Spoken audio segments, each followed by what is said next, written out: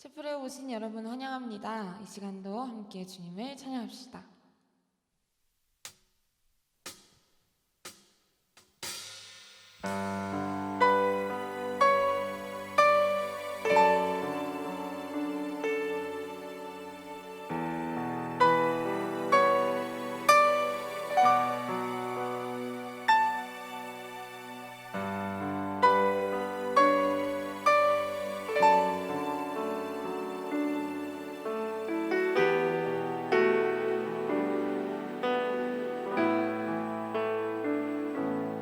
하늘을 보 겨를도 없이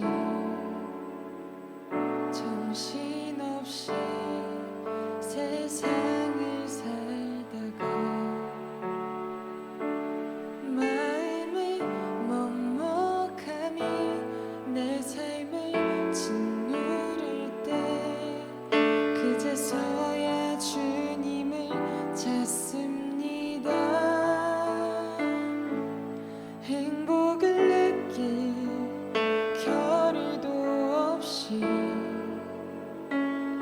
분주하게 세상을 살다가 인생의 허무함이 내 삶을 짓누를 때 그제서야 주님을 찾습니다. 오늘도 여전히 주님은 그 자리에서 우리를 끊임없이 돌보시는데 부족한 내 영혼은 아직도 갈 길을 모릅니다. 내게 믿음 주소서, 내 연약한 마음 돌보소서. 한없는 주님의 사랑하게 하소서. 영원까지 그의 백성 지키시는 우리 하나님 바라보며 살게 하소서.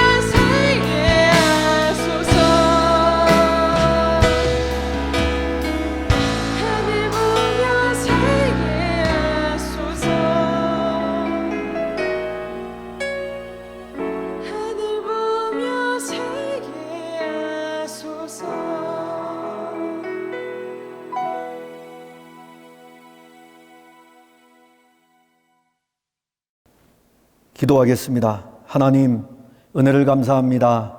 우리에게 우리 주 예수 그리스도를 아는 은혜를 주시기를 원합니다. 사랑하는 학우들과 함께 영상으로 예배를 드릴 때에 이 채플이 그리스도의 생명으로 풍성한 채플이 되게 하시고 주 예수의 말씀으로 저들이 가야 할 길들을 정할 수 있도록 도와주옵소서. 예수님 이름으로 기도하옵나이다. 아멘.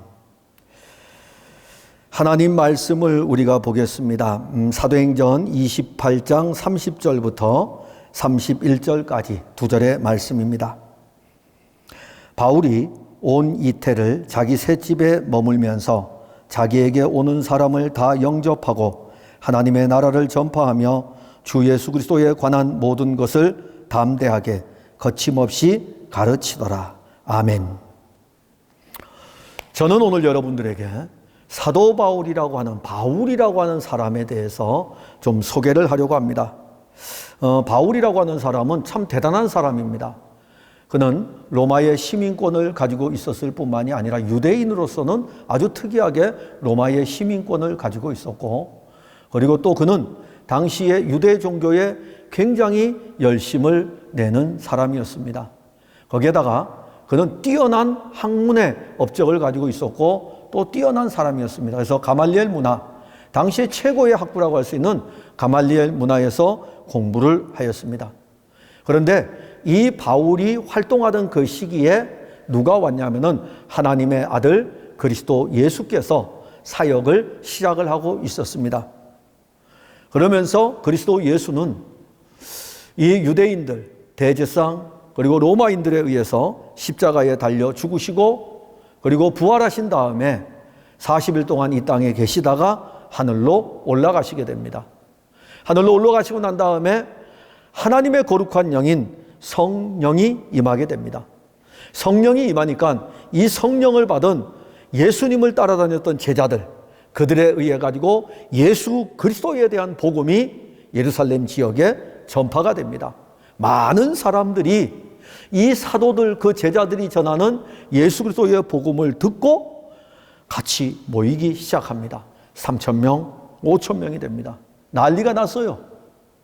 아니, 이 선동하는 예수를 죽였더니 이번에는 이 예수를 따르는 무리들에 의해 가지고 또 예수 그리스도가 하나님의 아들이라고 하면서 또 전하고 있으니까, 사람들이 거기에 몰려들고 있으니까 대제사장들은 어떠했겠습니까?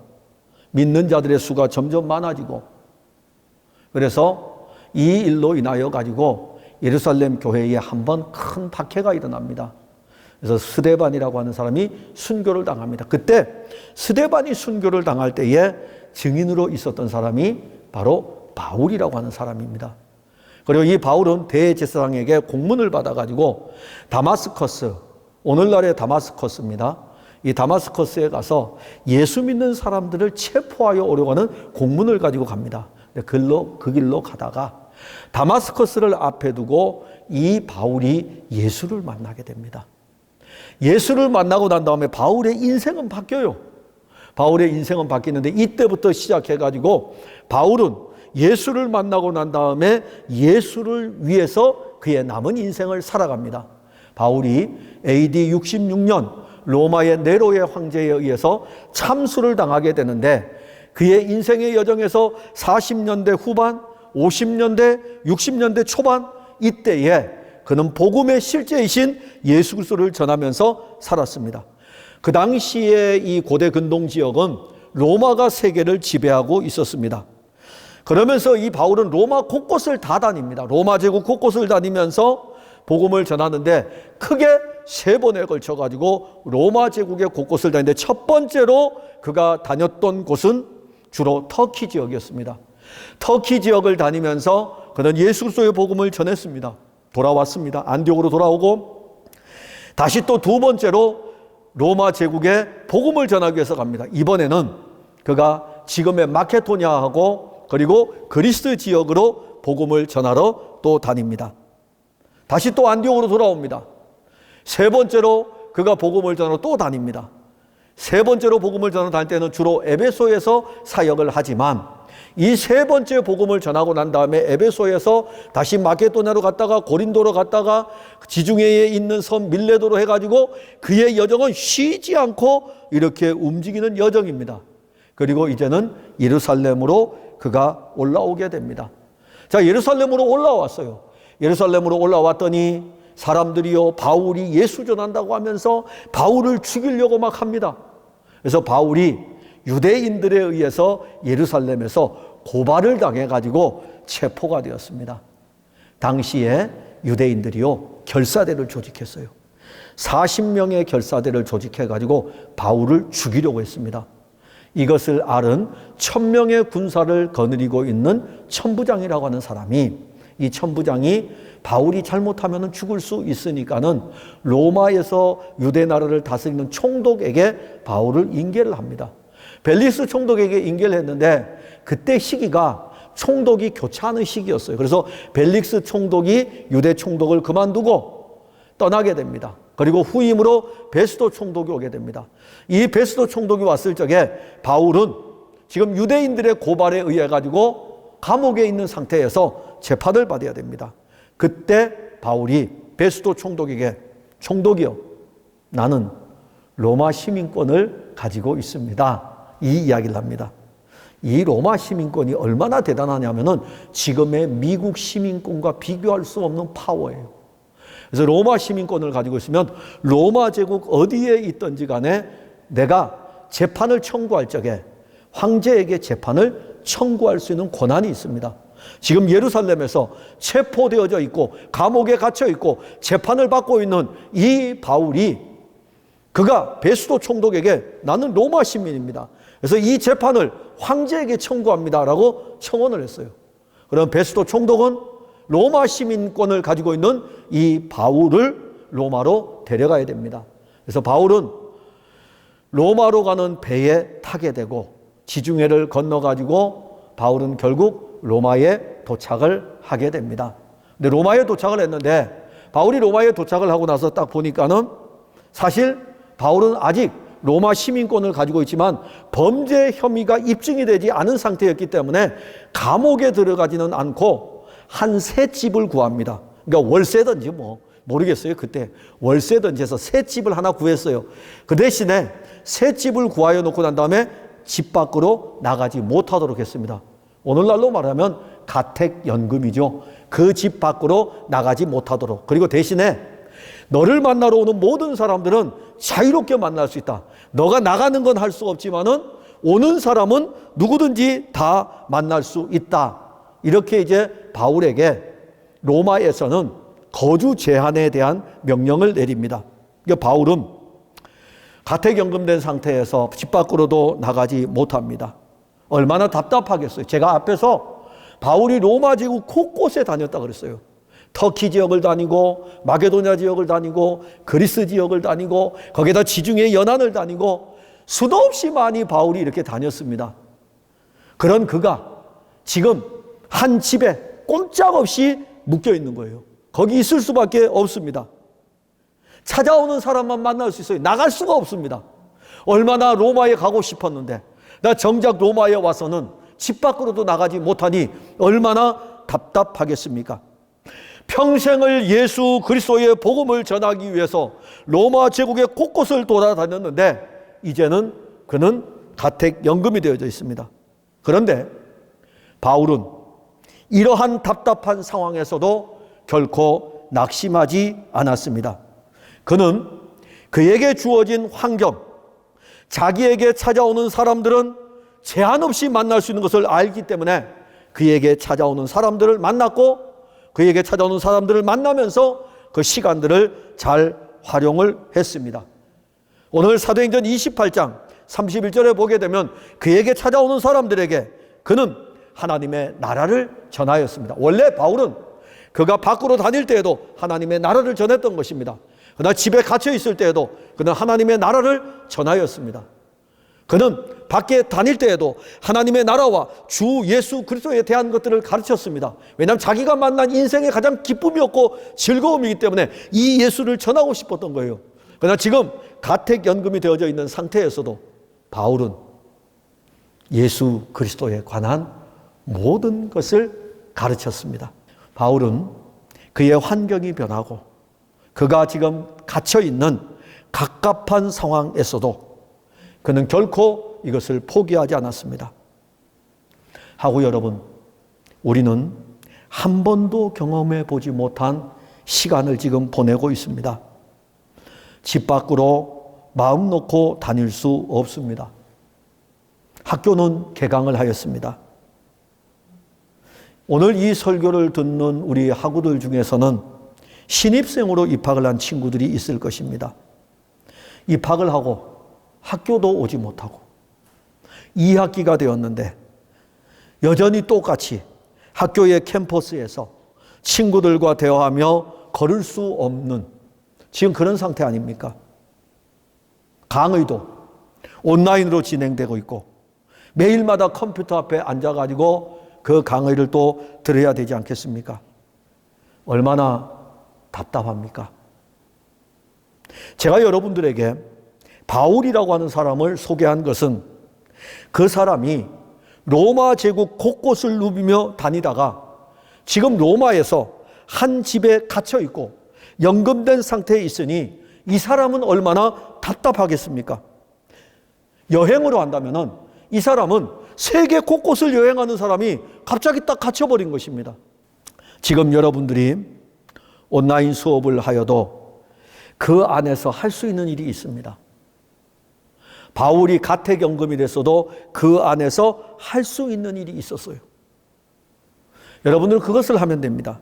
바울은 자기에게 찾아오는 사람들에게 자기가 로마 제국 곳곳을 다닐 때 전하였던 예수 그리스도에 대해서 가르쳤습니다. 왜 바울은 갇혀 있으면서도 예수 그리스도를 가르쳤을까요?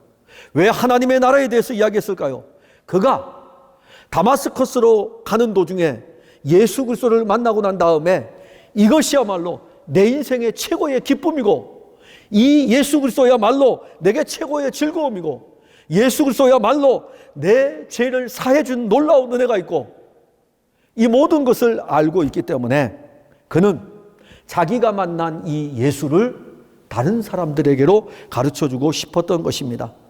답답하고 제한된 극한 환경이지만 여러분들에게 호서의 온라인 체프를 통해 예수 그리스도 전해지고 또 이 말씀을 통해서 여러분들이 답답한 환경에서 그리스도 예수를 만나기를 바랍니다.